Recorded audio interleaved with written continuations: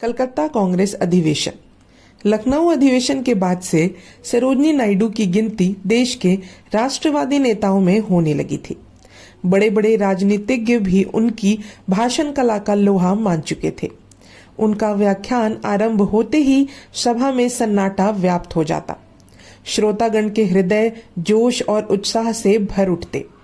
उनकी रगों में बहने वाला रक्त उबलने लगता। देश में होने वाली लगभग प्रत्येक सभा का वे महत्वपूर्ण हिस्सा बन गई थी। जहां भी अधिवेशन या सभा का आयोजन होता, सरोजिनी उसमें विशेष रूप से आमंत्रित होती। सन 1917 में कांग्रेस का अधिवेशन कलकत्ता में आयोजित किया गया। इस अवसर पर सरोजिनी नायडू ने स्वशासन के विषय में अपने विचार व्यक्त किए।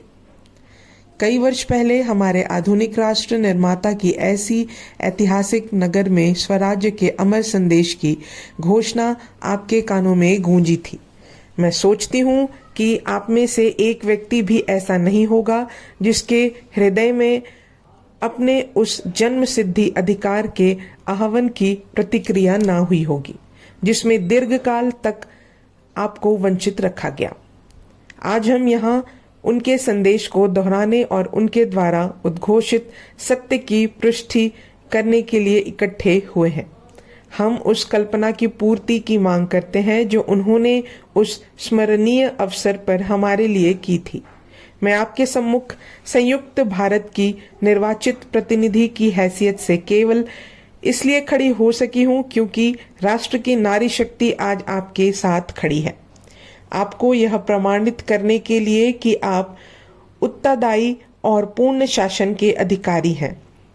इससे बढ़कर और कोई उपयुक्त तथा अधिक तर्कसंगत प्रमाण खोजने की आवश्यकता नहीं है कि आपने भारत की नारी के स्वर को मुखरित होने का अवसर दिया तथा उसे भारतीय पुरुष वर्ग की कल्पना, मांग, उसके प्रयास तथा उसकी आकांक्षाओं की पुष्टि करने का अवसर देकर सहज और मौलिक न्याय भावना का परिचय भी दिया है। याद रखिएगा कि प्रस्ताव का ब्यौरा चाहे कुछ भी हो तथा आपकी धारणा के अनुसार व्यवहारिक राजनीति के तथ्य और तत्व चाहे जो भी हो, उनकी अस्थायी प्रेरणा उस भावना में निहित है जिसके आधार पर आज इन मांगों और आकांक्षाओं की कल्पना उदय हुई है तथा जो अब तक चरम शिखर पर जा पहुंची है। हम क्या मांग रहे हैं? कुछ भी नया नहीं, कुछ भी चौंकाने वाला नहीं। हम केवल एक ऐसी वस्तु मांग रहे हैं जो जीवन और मानवीय चेतना के लिए सनातन है तथा जो संसार में प्रत्येक आत्मा का जन्म सिद्ध अधिकार है।